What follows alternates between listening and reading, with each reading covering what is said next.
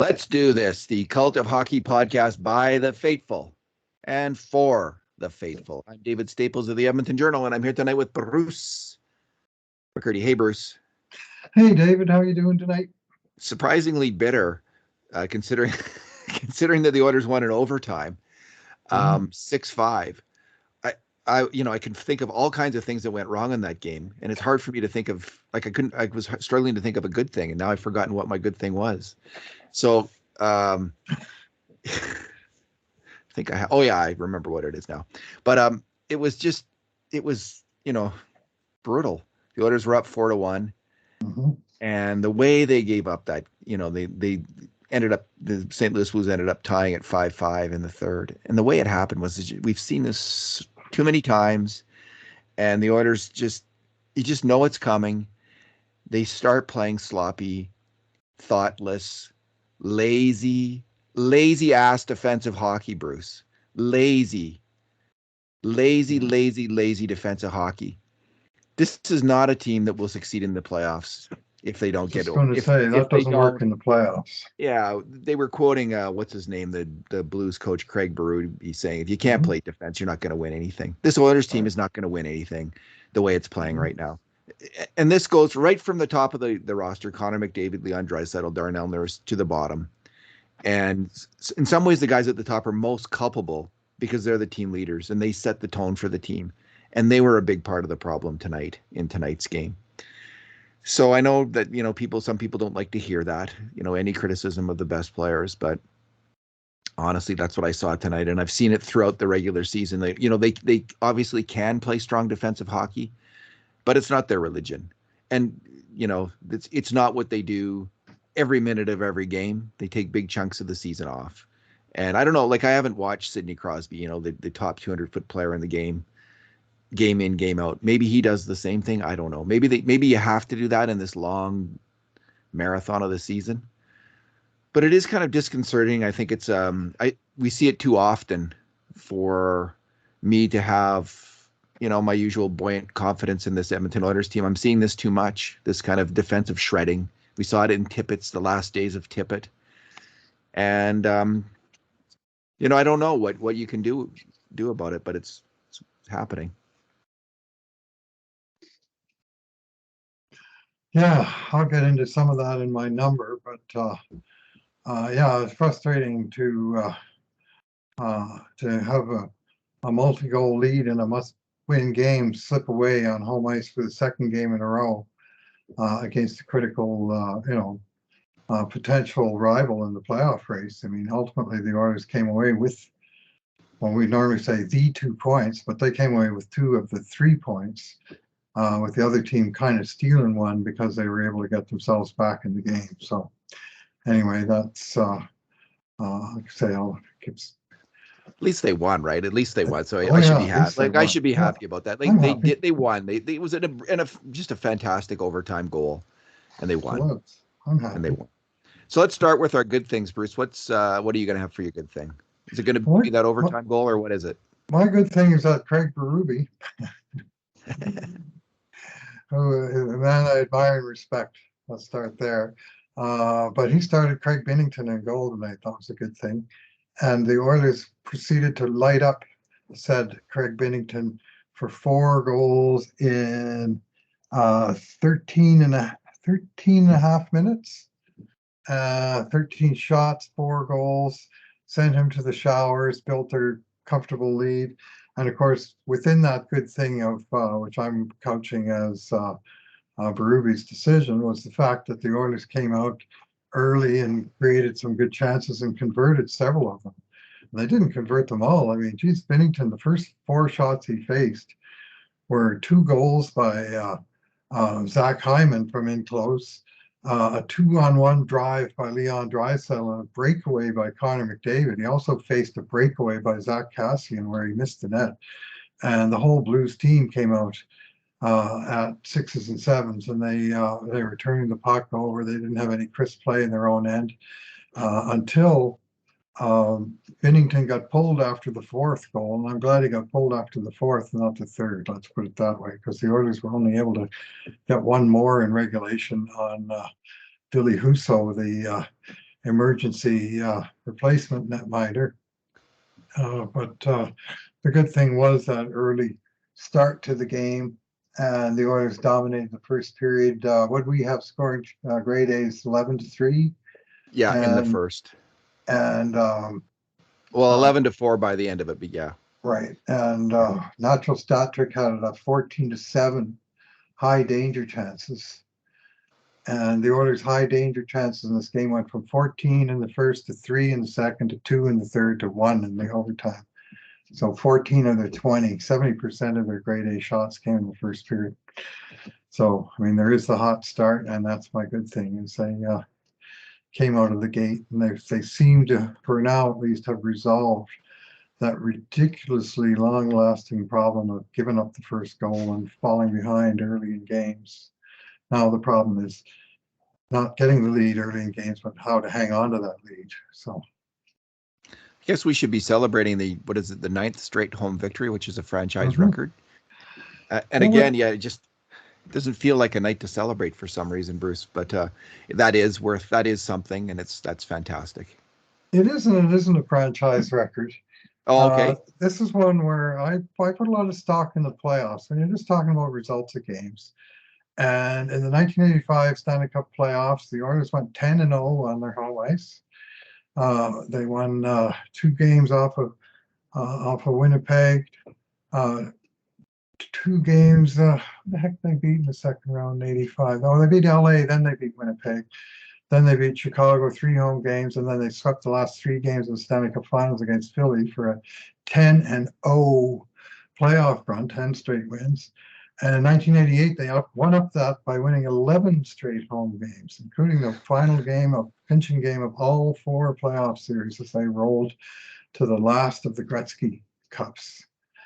And that was the one where they swept the finals and somehow won 3 games at home due to the famous power failure at Boston Garden. That was the playoff year and everything went right. So there's the sort of standalone record: 11 games played, 11 games won in the 1988 Stanley Cup playoffs for home games. But we'll call it a regular season record, and they tied it. That's great. I'd like to see a Oilers trivia contest between you and Bob Stauffer, Bruce. I don't know who would win.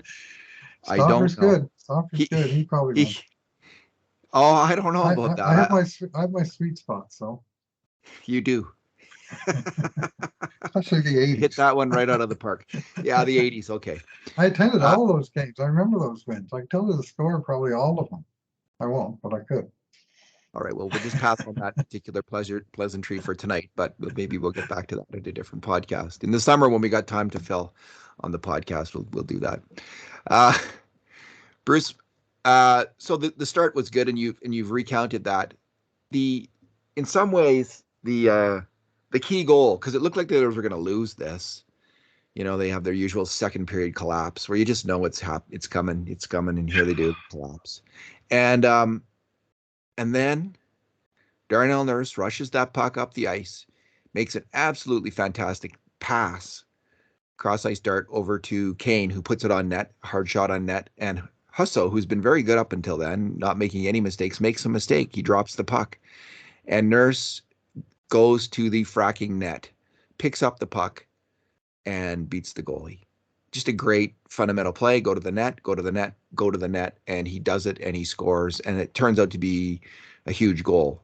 It stops St. Louis's momentum. It should have decided the game, at that point, but the Oilers just came out in the third, and just that first goal against in the third was a particular one that stuck in my craw. I just thought it was horrible by every player on the ice. And anyway, Darnell Nurse, though, great play, great rush, and that's part of the package with Nurse.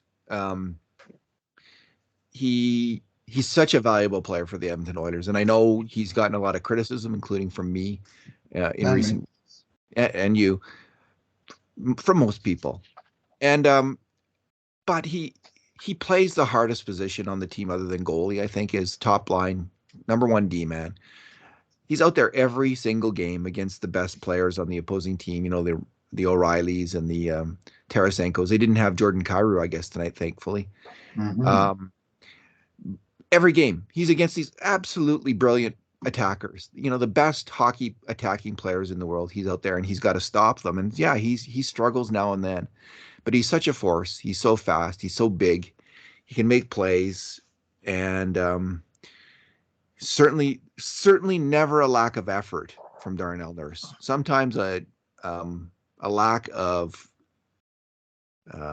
concentration, maybe making the wrong read, but that happens too to players. They make the wrong read, but just a great play that highlighted his talent stack as an attacking hockey player. Yeah, goal and assist for him tonight, and some signs of participation in the offensive game. He's still having his challenges behind his own blue line, but with Nurse, when he's on his game, you're always going to get some good and some bad. It's just the ratio between the two that matters most. And I think he's starting to calm that down a bit. For a while there, it was all going south. What is your bad thing, Bruce? Yeah, I'm going to talk about the net minding of Mike Smith, and I will say he did make some saves tonight. He made some big saves. There were some breakdowns in front of him, but we had him in some way part of the problem on the first 4 St. Louis goals. And normally in a game, you're not happy with your goalie as sort of a culprit on one of the goals. And any more than that, you're starting to veer into the land of not good enough. But on the first goal, which was a wraparound, he went down on the one side of the net, and he just was not able to even compete to come across for the play on the other side of the net. On the second one, was a cross slot pass that went right through the blue paint for the tap in on the other side. And you and I both thought that was a play. The play for Smith there was to try and cut out that pass, but that didn't happen. Again, there were other mistakes by several other skaters on that play. Yeah. The 4-3 goal, this one was just kind of ugly. It was just an outside shot. The commentators thought maybe Keith had tipped it on the way in. I watched the replay in slow-mo like I usually do. I listened to the replay for obvious deflections, heard none, saw none, and it was just a matter of Braden Shin, was it, that powered a shot from like top of the circle right through the 5 hole and into the net. Got to make that save. That's got to be stopped. And then on the 5-4 goal, let me find it here. Oh yeah, this was the one where everything went wrong. And we had Smith down for a missed assignment there. Oh yeah, that was the one where the pass, it was kind of a weird play, and the pass went across the crease. And Bushnievich, as Jack calls him, he pulled it out of his skate and back across, and just Smith was in nowheresville, like way out of the net on the other side, because he didn't read it. And in fairness to him, that was a tough play. Like, that was a very weird kind of play, and a great play by Bushnievich to get it done. But again, I mean, here's the guy tapping the puck into one side of the net, and your goalie's lying on the ice on the other side of the ice, and it's So, and he made some saves. He made one big save in overtime right before the goal, and he allowed a good rebound on that one that bounced out to Nurse that led to the counterattack and the goal. And in the end, he comes out with the win. But I wasn't feeling confident at very many points in that game. Let's put it that way. And there was just too many breakdowns, and some of those breakdowns occurred right in the blue paint itself. So, yeah, Bruce, just watching him, he doesn't look like the Mike Smith of last year. He doesn't even look close to that player, honestly. There looks like there's something wrong, which is probably him getting old and injured, honestly. Mm-hmm. Like the pass that goes through the crease, the shorthanded pass, if he's just a little quicker, he'll cut that pass out and there's no goal. But he's not quick anymore. If he's just a little quicker, he stops that outside shot that, goes over Keith's stick, right? He stops it. He's not quick anymore. He's not Mike Quick. He's Mike Slow. And, it happens. Yeah. He looks like the hitter who can't hit the fastball anymore, Bruce. And I don't know. I'll be surprised if he No. can get out of this. He's had some good games. Like he's not bad every game. His last two games have been really bad. Fortunately, tonight the other goalie was worse. So he was the better goalie on the night. The other two goalies were worse. But I guess. he's not, he did We have a run there. He put together about 4 or 5 decent games in a row there before the Calgary game, maybe four kind of Mhm. okay games, pretty good, decent games. But I don't have any confidence in his ability at this point to be the goalie that the Oilers need him to be in the playoffs. I think it's been high time to call up Skinner for some time. Still is.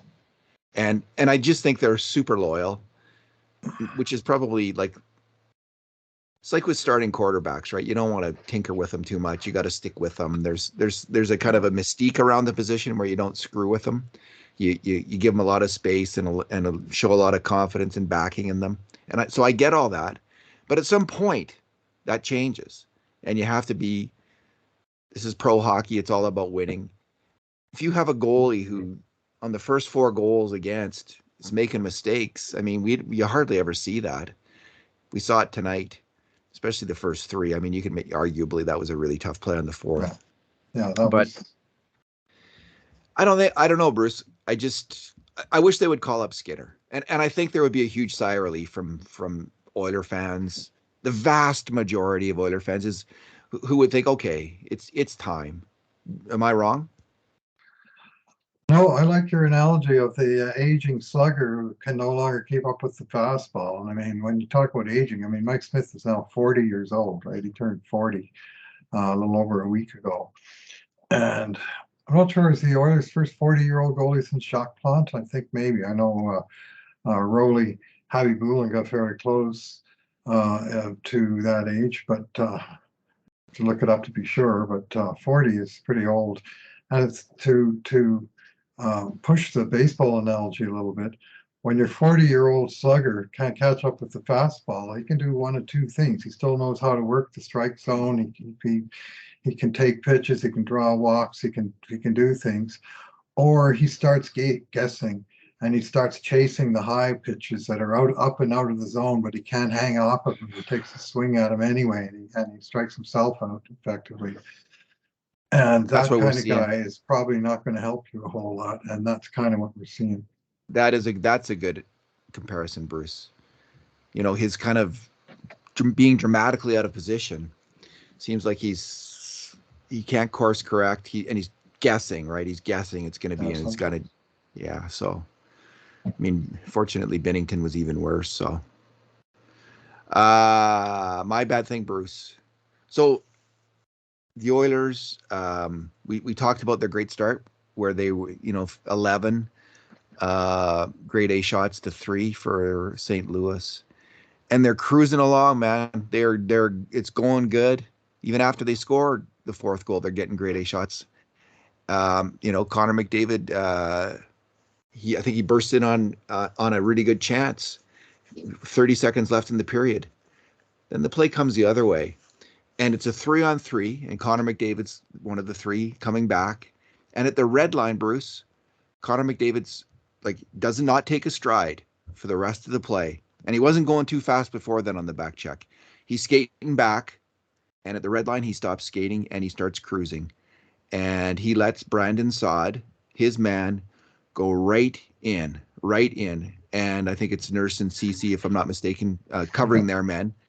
And because McDavid has given up on Saad, who just streaks in there, he's wide open to take the pass for a full breakaway. And Cody Ceci at that point is forced, he hasn't stopped the pass either, and he's forced to take a penalty. That penalty then leads directly to the goal. It's a power play goal in the, does it? Is it the same penalty? Yeah. It's Um, it's just after the penalty ends, but effectively it's a power play goal. And CC, I mean, he gets tagged with the -1, but he's probably not even close to being in the play. yeah, And because the penalty came at 19:48 and the goal came at 1:54. So he was like 6 seconds out of the box. And I see. uh, Okay. So technically an even strength goal, but I mean, the rush was a um, power play rush. But as you say, the power play was caused by a weak back check by McDavid. I saw the same thing you were. I mean, I'm always like the last few seconds of the period, I'm always super nervous about anything going wrong. And I'm thinking just got to mind your P's and Q's and don't give them anything. It's 4-1. Just get to this period with it 4-1. You're in a good spot. And 15 seconds left, and they're coming out 3-on-3, and one of your forwards just pulls a shoot. And all of a sudden, it's a 3-on-2 with a guy right in alone on goal. I mean, he didn't score, but the fallout was the penalty, and the fallout from the penalty was they did score. And he's not just one of your forwards. He's Oh, your that's right. captain. Yeah. He's your captain, right? Yeah. He's the guy who sets the tone for the team. And so if it had stopped, then maybe I wouldn't say anything. But that's when the game. That's the turning point of the game. And from then on, St. Louis has the momentum, and they come charging back from then on. And early in the second, within in one shift, he makes two more. He first of all he's a little, you could say, soft, just not alert enough on a slot battle. The puck, Keith um, hacks the puck off a guy, but he gets it back and he passes it, and that's McDavid's man. McDavid both allows the pass and then he allows the shot from the slot, which it's a fairly tough play, but maybe if he had been more forceful, he would have stopped it. But then the play comes back in the Oilers' end, and Bouchard's beat in the corner, beat down low, and the pass comes out to the slot. And what McDavid has done is, instead of covering off the slot, he's decided to wander over to the boards. And it's just a bad read. There's no reason for him to do this. They're not going to score from the boards. They're taking, St. Louis has the puck behind the net. Cover the frickin' slot. Cover off the slot. That's where they're going to score from. He's been told this many times, and he's over at the boards, and Kane tries to cover for him, and they get another grade A shot because he isn't in the right spot. He's allowed that pass. So Connor McDavid often does play very strong defensive hockey. Mm-hmm. He did He at times in this game. In times in this game, throughout and for entire games and for entire stretches of games, and he can be a good defensive hockey player. He wasn't in this moment, and you'd think in this moment they'd all be thinking, we can't let that happen. Just like when they were letting the first goal on all those games, you'd think, okay, we're going to super bear down right now, and we're going to take it to them so they don't get that first goal, and we're not going to make any dumb defensive mistakes to give up an odd man rush or an open slot shot. That's what he's doing, though. They're up. There should be alarm bells going off in their head. Okay, we're up by a couple, 2-3 goals. They've come back on us last game. This could happen again. Let's just cover our bases and bear down defensively now, and make sure that does not happen. And he didn't do it. He's the captain. So because of that, he's my bad thing tonight. He's got to set a better example and play better defensive hockey in those moments. No, and I'd single him out for a really good defensive play with maybe 4 or 5 minutes left in the first period, where he made a really good read to identify the danger man and just swing over to him and cut him out and just neutralize what could have been a very dangerous play. And I thought, oh, this is a good sign. And then the mistakes followed. Yeah. All right. Well, we've made enough of that, I guess. Yeah. Bruce, what is your number? He did score the winning goal, so it was Yes. And I didn't bring up his slow back check just shortly before scoring the winning goal. Like St. Louis has a 5-alarm chance, which he's involved in. So that happens in 3-on-3 hockey. So I'm less incensed. I think that's a fair characterization of my mood about the overtime play. That happens, and then he comes right down and scores. I mean, he's such a fantastic hockey player, but I just want him to be, without question, the best hockey player in the NHL, and without question, a player who will lead his team to win in the playoffs. And to do that, he has got to button it down in the defensive end at all times. He can do it. Yeah. Your number? My number is 3. And 3 times this year now, 3 times. The Oilers come out in the first period, guns blazing, and have pumped a few goals past the opposing netminder and blown him out of the net 3 times this year. Once in Washington, it was 3-0 in the first 5 minutes. Once at home against Detroit, 3-0 in the first 5 minutes, goalie gone. Tonight took a little longer because St. Louis got one, so the Oilers got up to 4 with 3-goal lead. 13.5 minutes, goalie gone. Now, 3 games where you got a 3-goal lead in the first period and you've already knocked the other team's goalie out of the box. How many of those games do you suppose the Oilers took that lead and carried it all the way to the end? I'll tell you how many. 0 out of the 3. They blew the 3-goal lead in all 3 games. Completely blew the lead. They were tied in Washington. They won all 3 games. Here's the funny part. They got away with it. They scored a shorthanded goal late in Washington to win it effectively 4-3. Detroit, they went all the way from 3-0 up to 5-4 down with like half the third period gone, and they staged a big comeback down the stretch and won at 7-5. And then tonight, went from 4-1 to 5-5, and it was white knuckle time the whole way down the stretch. One more mistake and they come out of it with nothing. And it was just games, all 3 games where the Oilers were in complete control, and in each case they fell asleep defensively, and it seemed like they called off the Dogs offensively. It's like, oh, we got enough goals, we beat their goalie now we can sort of cruise. And it's like the act of pulling the goalie not only wakes the other team up, but it puts the Oilers into a friggin' coma.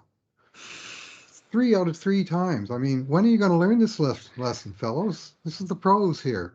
You got to play the whole bloody game. It's their sugar coma. They get too much sugar. They go to sleep on the couch. Yeah, that. So one sort of related number, which I will sneak in here, and that is the last 2 games where the Oilers have blown big leads, 3-1 against LA, and then of course 4-1 tonight. Won both games in extra time, but both LA and St. Louis snuck out of Edmonton with the point. Well, if you look at the standings tonight in the Western Conference, you'll see LA 84, St. Louis 84, Edmonton 83.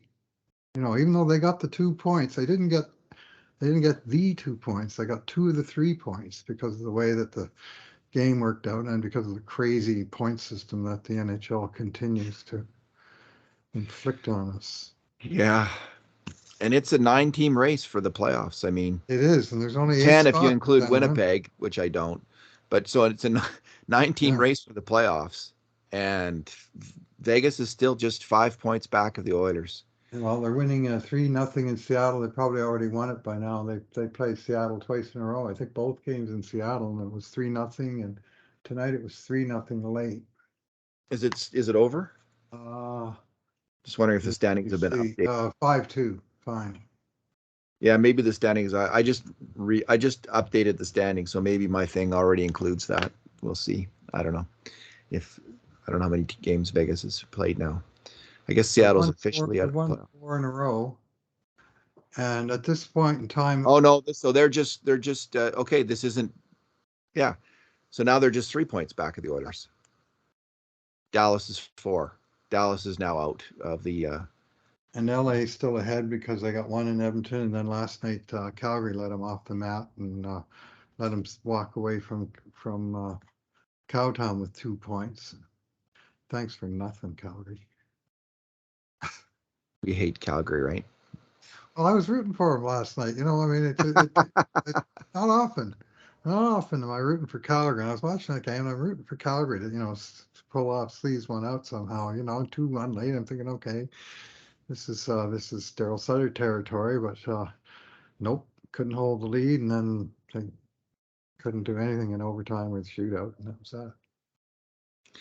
Yeah, there really is only one team that's separated from the pack, and that's Colorado, right? They're way ahead of everyone else. So you really don't want to finish in one of those in the 8th wild card spot. So yeah, come on, Oilers. I want nothing to do with any of the wild card spots. I want 3rd or 2nd in the Pacific, and I don't really care which, honestly.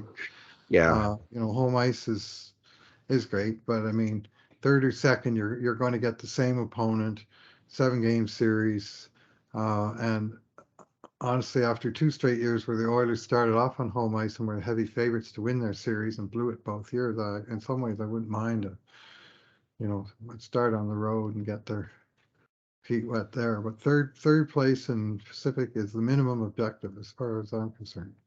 They're 7-2-1, Bruce, in their last 10 games, the Oilers. So that puts them the second hottest team in this. Let me just see if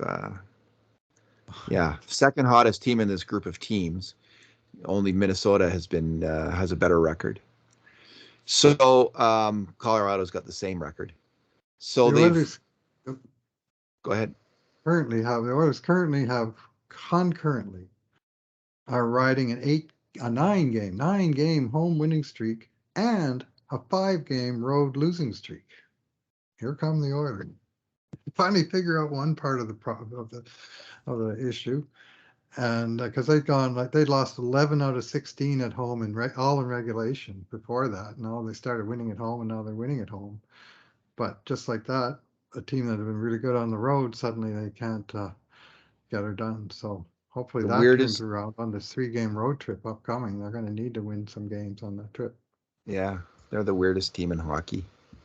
It's been an odd season, David. It really has. It's been trying in many ways.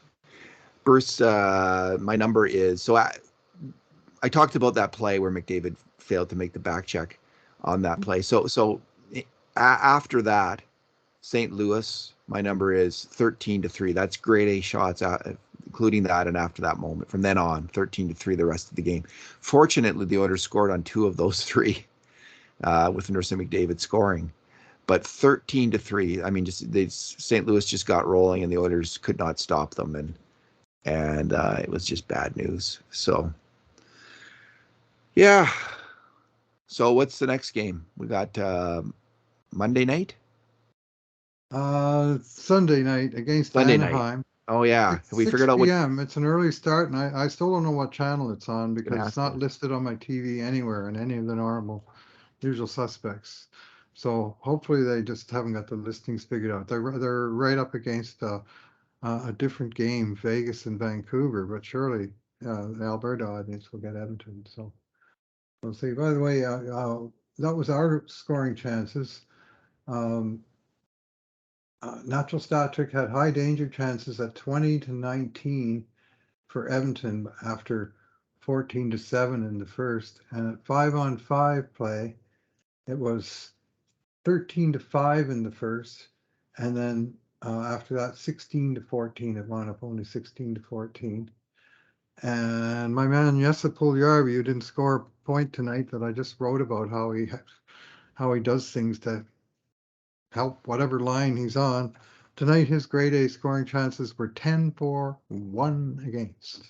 Just when he was on the ice. Jumped off when he was on the ice, and he was involved in a lot of them. That's Jesse, the disruptor, I'm starting to call him, because he just is constantly messing up the other team when they're trying to get the puck and get it moving. And Jesse gets in there, and the puck goes nowhere. And next thing you know, Oilers have a possession again in the offensive zone. Yeah, he's not scoring many points, but man, the puck's in the right end an awful lot of the time. Guys out there. The Oilers got a conundrum, Bruce. Like Yamamoto's really playing well. I really like Cutter Yamamoto too. I like both these players. I don't have a favorite between them. Yep. And it may come down to a choice between them in terms of who they're going to sign. We'll see. There's also Evander Kane in the mix, and we don't know how that turns out. So there's 3 forwards they got to sign this summer. Good luck doing it because, they don't have a lot of cap space. They're losing Koskinen's contract, but their Nurse is getting the big bump in pay. So that takes care of that. Good luck. Good luck signing these guys. It's not going to be easy, Bruce. So hopefully they can figure it out. Well, as I wrote in my headline, the first priority, from my point of view, Puljujarvi is the guy they need to take care of because he's a influencer. I'm not decided yet, honestly. I want to see the playoffs. Yeah, well, I want to see Puljujarvi and Yamamoto. So you could say he's going into the summer, as of right now. And I might not disagree with you as of right now, but a lot can happen. And what happens in the playoffs is critical. So if Yamamoto, for instance, gets shut down again in the playoffs, or Puljujarvi doesn't come through, or Kane comes up big, things change. Now, I think Kane's in a different category. He is, I think that they've got to focus on signing Puljujarvi and Yamamoto, and they got to be careful with Kane because he's older, and old players drop off fast. 31-year-old power forward, David. What could go wrong? Yeah, exactly. Ask Andrew Ladd and He's ask. the next Andrew Ladd. I was just going to pull that name up. Well, there's just an endless number of them, right? Like, there's just Milan Lucic. It just goes on and on and on. Yeah, Kyle Okposo. Yeah, they were all signed that one summer. A lot of them. Yes. That was a terrible summer for signs. But when I pull those numbers on Puljujarvi, I was just so startled to see every single order that played with him saw their percentages go way up in every offensive category that I checked, including goals. They were better when they were on the ice with Puljujarvi by 5 to 10 or even 15% better with Puljujarvi than when they weren't on the ice with him. Every player. Like there was like 15 teammates that they played an hour or more with, and every one of them had straight positive numbers when they played with him compared to when they played without him. He is a really good two-way hockey player, and he gives up little in his own end. He's a smart defender. He's a strong two-way hockey player. I don't like. I guess some people want it to be more physical. I think I've heard that critique, and I don't buy it. I don't agree with it. I think he's plenty physical. He's smart physical. Mixes it up. Yeah, I mean, he's not going to run anybody through the boards, but how many orders did you see running people through the boards tonight? No. I saw Robert Bortuzzo try and run Brett Kulak through the boards, but apparently that's legal now. I like Louis. Louis finally had it. Louis called it. Louis was ranting on Oilers now. Like Louis is not a controversial person. He doesn't say shocking things very much, but it was shots fired on Oilers now. He went after the refs big time. He's had it, and he's letting it fly. Yeah, I agree. Tonight he said this. He said this is the kind of hits that the NHL wants to see, hitting the guy in the number. Yeah.